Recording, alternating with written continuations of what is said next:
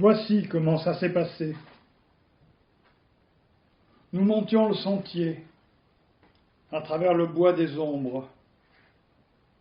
Nous étions déjà loin du Cocyte, du Styx, de la barque et des lamentations. On entrevoyait sur les feuilles la lueur du ciel. Je sentais derrière moi le bruissement de son pas. Mais j'étais encore là-bas, et j'avais toujours ce froid sur les épaules. Je pensais que je devrais y retourner un jour, que ce qui a été sera encore. Je pensais à ma vie avec elle, comme elle était avant, que cela prendrait fin encore une fois. Ce qui a été sera.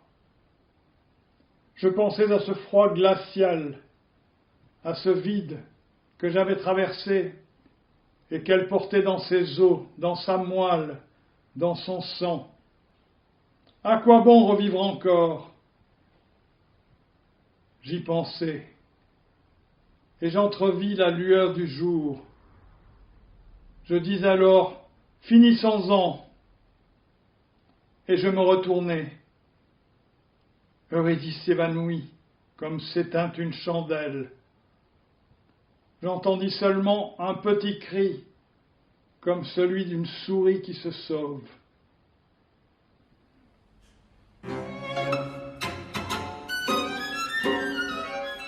Étrange propos, Orphée. J'ai peine à y croire. Ici, on disait que tu étais cher aux dieux et aux muses.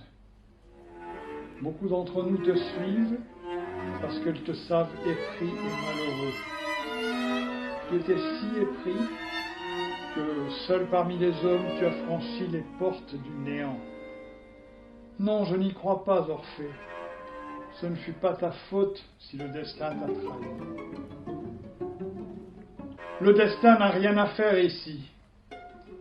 Mon destin ne trahit pas. Il aurait été ridicule qu'après ce voyage, après avoir vu le néant en face, je me retourne par erreur ou par caprice. Ici, on dit que ce fut par amour. On n'aime pas quelqu'un qui est mort. Et pourtant, tu as pleuré par monts et collines. Tu l'as cherché et appelé. Tu es descendu dans l'Hadès. C'était quoi cela? Tu dis être comme les hommes. Sache donc que les hommes ne savent que faire de la mort. L'Eurydice que j'ai pleuré était une saison de ma vie. Là-bas, je cherchais bien autre chose que son amour. Je cherchais un passé qu'Eurydice ne connaît pas. Je l'ai compris parmi les morts, tandis que je chantais mon chant. J'ai vu les ombres se figer avec un regard vide, les gémissements cesser. Perséphone se cachait le visage. Le ténébreux, impassible Hadès se penchait lui-même comme un mortel pour écouter. J'ai compris que les morts ne sont plus rien. La douleur t'a bouleversé, Orphée. Qui ne voudrait de nouveau s'en passer? Eurydice était presque ressuscitée. Pour ensuite mourir une autre fois, Bacchante. Pour porter dans son sang l'horreur de l'Hadès et trembler avec moi jour et nuit. Tu ne sais pas ce qu'est le néant.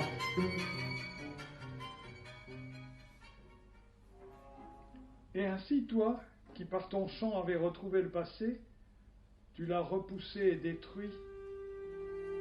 Non, je ne veux pas y croire. Comprends-moi, Bacchante.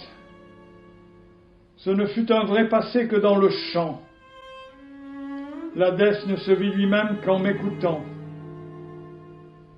Déjà, en montant le sentier, ce passé disparaissait. Il devenait un souvenir, il avait une odeur de mort. Quand la première lueur du ciel m'atteignit, je tressaillis comme un enfant, heureux et incrédule. Je tressaillis pour moi seul, pour le monde des vivants. La saison que j'avais cherchée était là, dans cette lueur. Celle qui me suivait n'eut plus d'importance pour moi. Mon passé fut la clarté, ce fut le chant et le matin. Et je me suis retourné.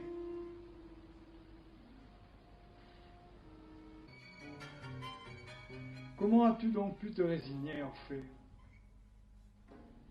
Tu faisais peur à ceux qui t'ont vu à ton retour. Eurydice avait été pour toi toute une existence. Sottise! Eurydice en mourant devint quelque chose d'autre. L'Orphée qui descendit dans l'Hadès n'était plus ni époux ni veuf. Mes pleurs d'alors furent comme les pleurs qu'on verse quand on est enfant et dont le souvenir fait sourire. Cette saison est passée. C'est moi, et non plus elle, que je cherchais en pleurant. Un destin, si tu veux.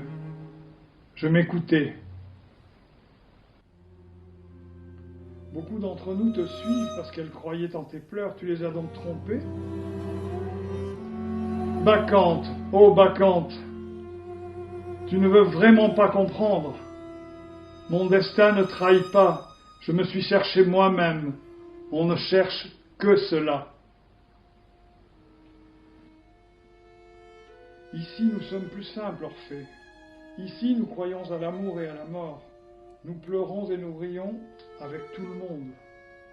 Nos fêtes les plus joyeuses sont celles où coule du sang.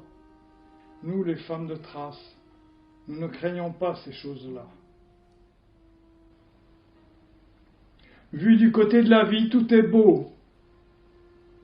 Mais crois celui qui est allé parmi les morts, ça ne vaut pas la peine. Autrefois, tu n'étais pas comme ça. Tu ne parlais pas du néant. Approcher la mort nous rend semblables aux dieux.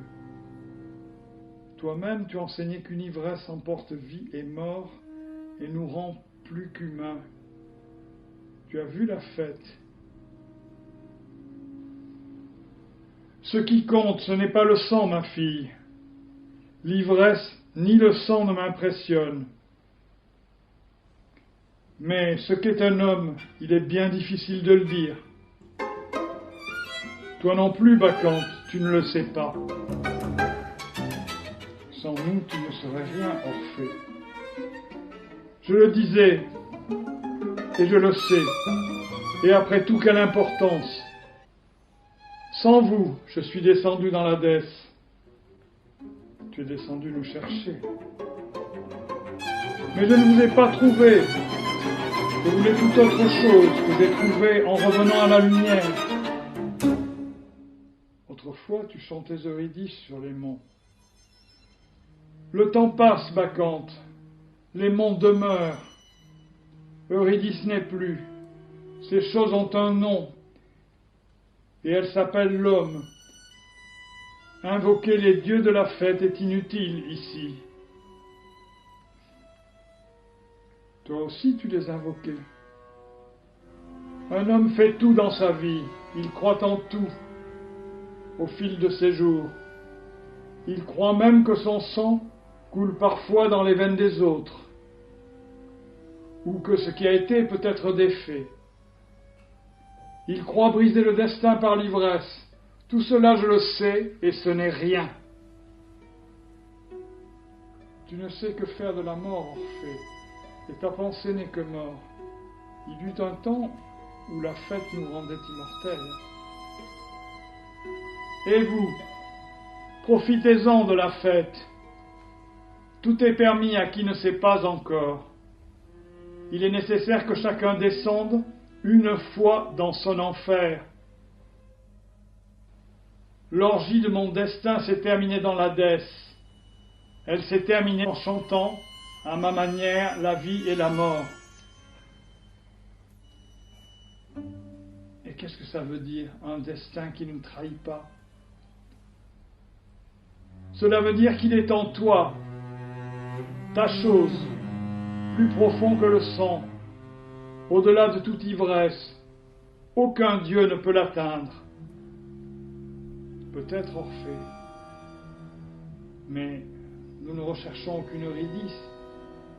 Pourquoi donc descendons-nous aux enfers aussi?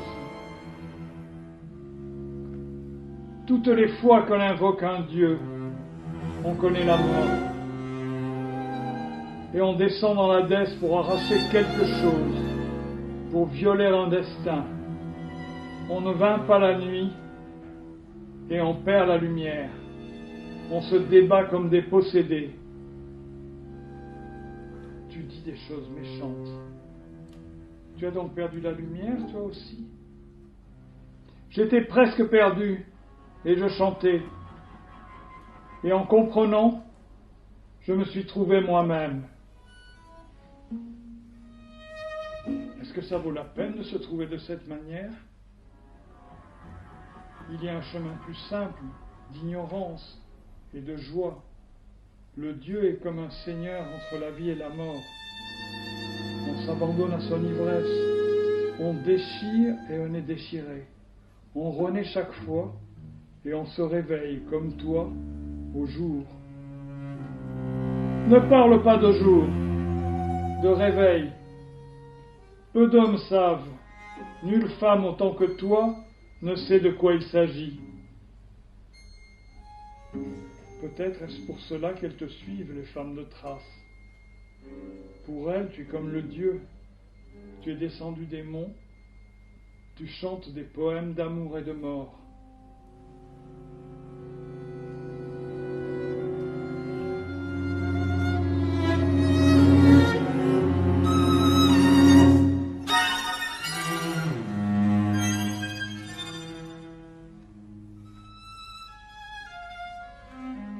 Saute! Avec toi on peut parler au moins. Peut-être un jour seras-tu comme les hommes.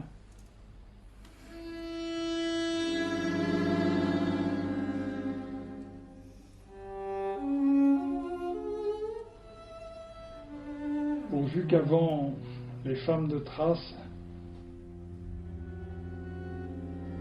parlent.